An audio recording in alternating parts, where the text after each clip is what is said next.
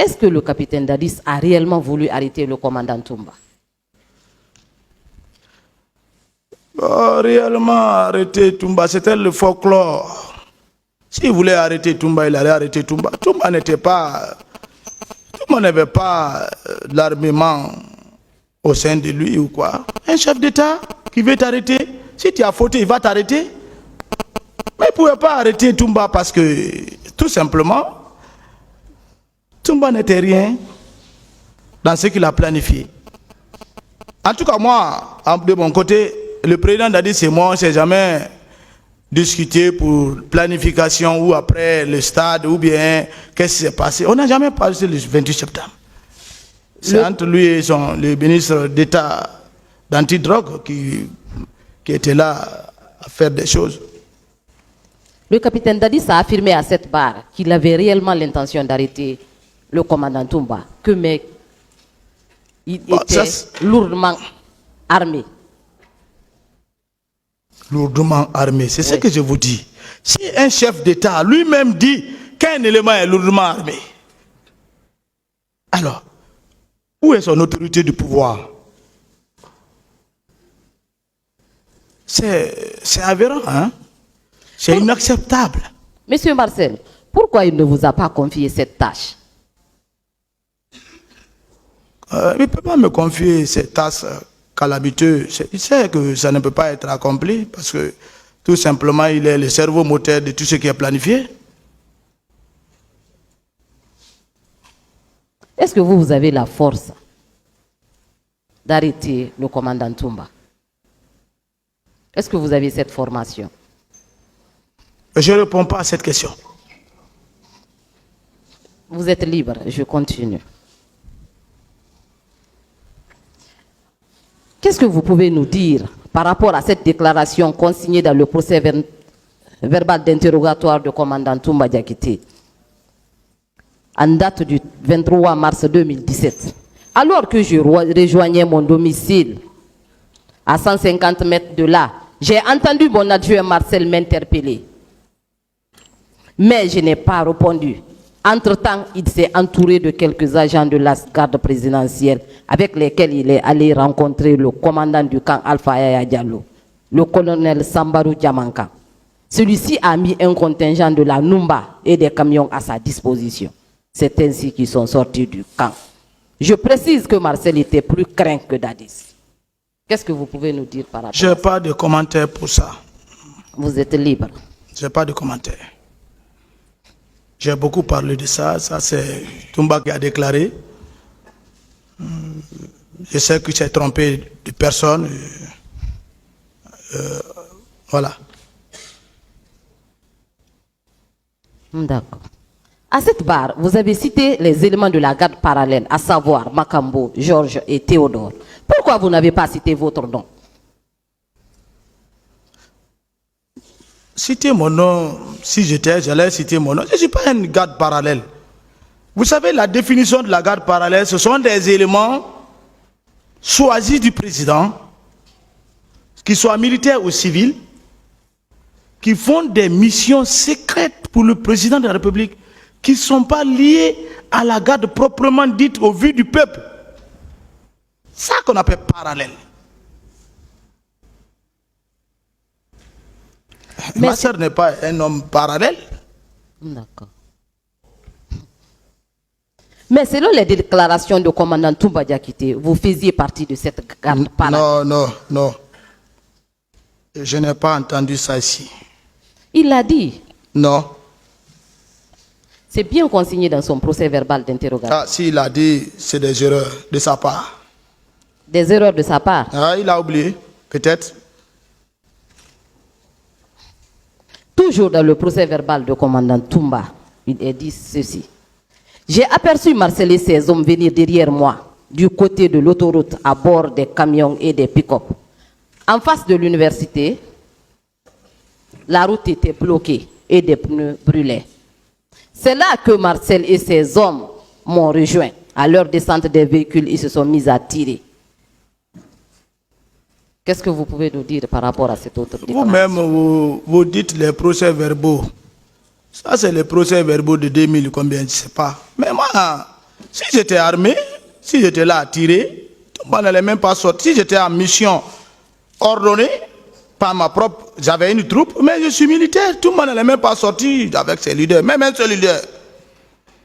Même un seul. Je dis devant le tribunal. On est militaire, hein? On n'est pas des civils. Un seul élément ne peut rien contre une troupe, hein, qui est commandée par un militaire bien formé. D'accord. Le colonel Kegoro a affirmé à cette barre avoir sauvé plusieurs leaders politiques. Selon vous, est-ce qu'on peut le considérer comme un sauveur? Moi, je ne peux pas considérer que le colonel Kegoro a sauvé un leader ou pas. Ce que j'ai vu de lui, c'est ce que j'ai expliqué. Ce dont il a sauvé, et ils vont venir déclarer qu'ils m'ont sauvé. D'accord. Quelle était l'atmosphère qui régnait au camp après les massacres, Monsieur Marcel? L'atmosphère. Oui. Mais vous savez, soyez humains quand même. Quand il y a des thés comme ça, les radios en parlent. Mais les gens, c'est les personnes qui vivent au camp. C'est les mères de famille, les pères de famille qui sont au camp. Le camp était comme avant. C'est tout. Le camp, ce n'est pas un quartier où il faut mettre la musique pour danser, pour faire un festin. D'abord, c'est formellement interdit. Si tu n'as pas déclaré ce que tu dois faire à l'officier de garnison, si tu as un mariage, il faut déclarer pour qu'on puisse te donner l'autorisation. Le camp n'est pas de n'importe quel lieu. L'atmosphère était comment? Ma question, elle est bien... L'atmosphère, je ne sais pas. L'atmosphère était comme avant. C'est calme. À quel moment précis vous aviez rencontré le capitaine Dadis après les événements du 28 septembre? Bon, moi, personnellement, je ne peux pas vous dire une date précise pour ça. Mais je l'évitais maintenant. Combien de jours, par exemple, après les événements? Bon, le même jour? En tout cas, le même jour, je ne l'ai jamais fréquenté. Le lendemain, je ne suis pas parti. Combien de jours après? 3 je ne peux jours, pas 4 compter. jours, une semaine? Je ne m'attendais pas à ces questions comme ça pour compter des jours. Vous êtes libre de dire ce que vous voulez, monsieur capitaine Marcel. Je ne m'attendais même pas si j'allais être devant un tribunal criminel.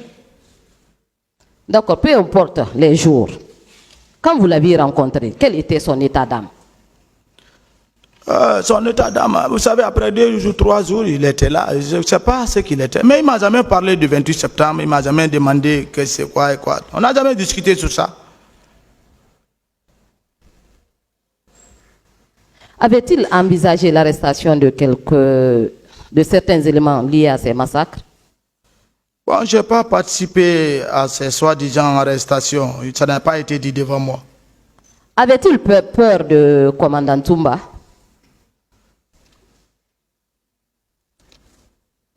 Peur? Non, pas peur. C'est tout simplement parce que le commandant Toumba n'était rien dedans. C'est tout. Un chef d'État, avoir peur de qui?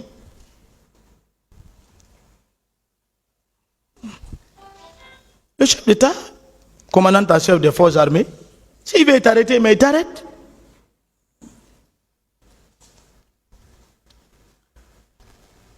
N'a-t-il pas rejeté la responsabilité de ces massacres sur les leaders politiques? Ah, c'est selon les déclarations. Et suivez ces déclarations. Il n'a même pas tenu condoléances au peuple. C'est ça le problème d'abord. Même pas. Même il y a un accident dans un pays, même les pays voisins, 8 morts ou bien 5 morts. Au moins, le président tend les excuses, il demande condoléances à la famille. Et 150 morts, tu n'as rien dit. Ça, c'est inacceptable.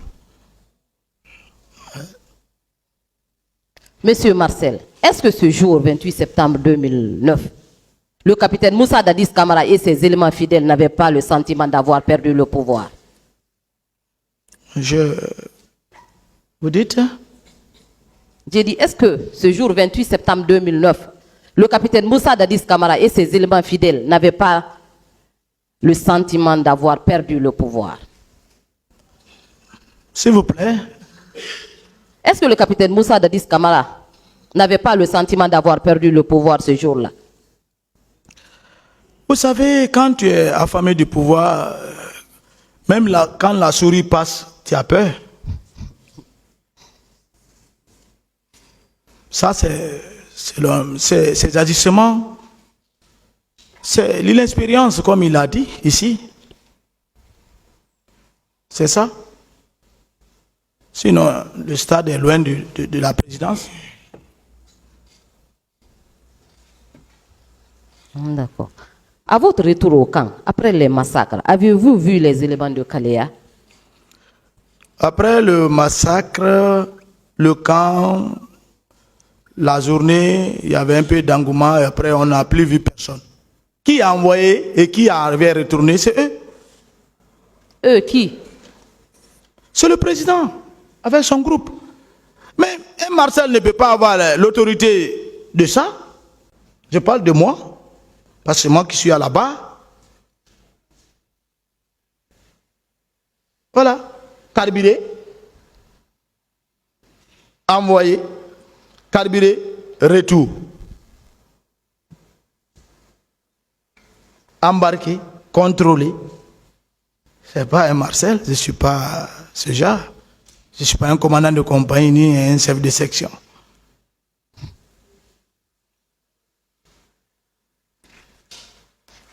Mon capitaine, comment ces recrues ont quitté le camp Alpha Yaya Diallo pour Kalea? Bon, je ne sais pas, je ne peux pas, j'étais pas.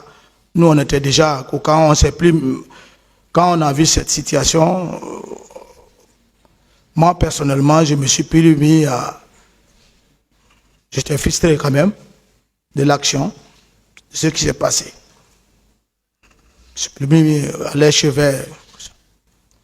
Beaucoup de militaires étaient fâchés parce que c'est les Guinéens qui sont partis froidement. Il faut être humain. Qu'est-ce que vous pouvez nous dire par rapport aux femmes séquestrées et violées au camp Alpha Yaya Diallo? Bon, j'ai pas siège vu. De la présidence. J'ai pas vu ça. Il ne faut même pas qu'on rentre en détail. J'ai pas vu, j'ai pas entendu de cris.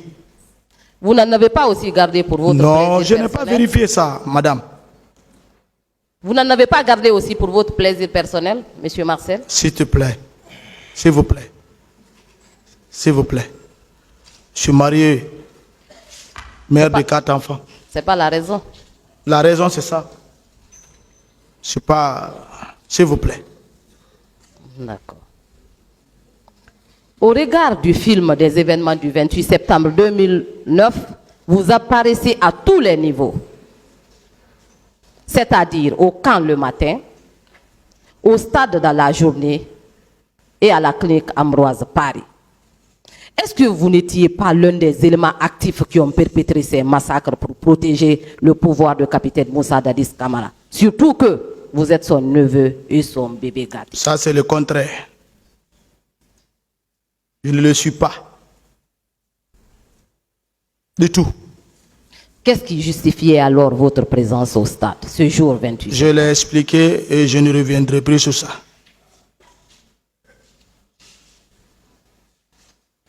Assumez ce que vous avez fait, monsieur Marcel.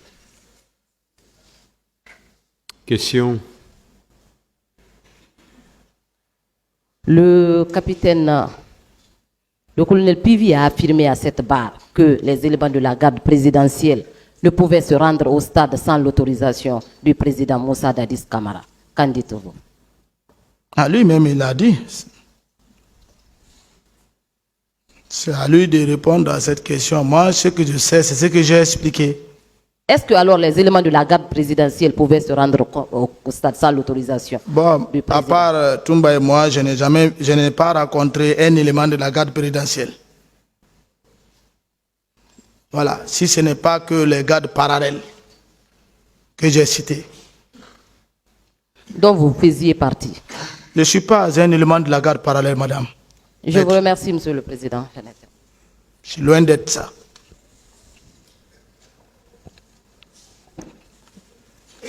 Monsieur le Président, avec votre permission, j'ai quelques questions à poser à monsieur Marcel.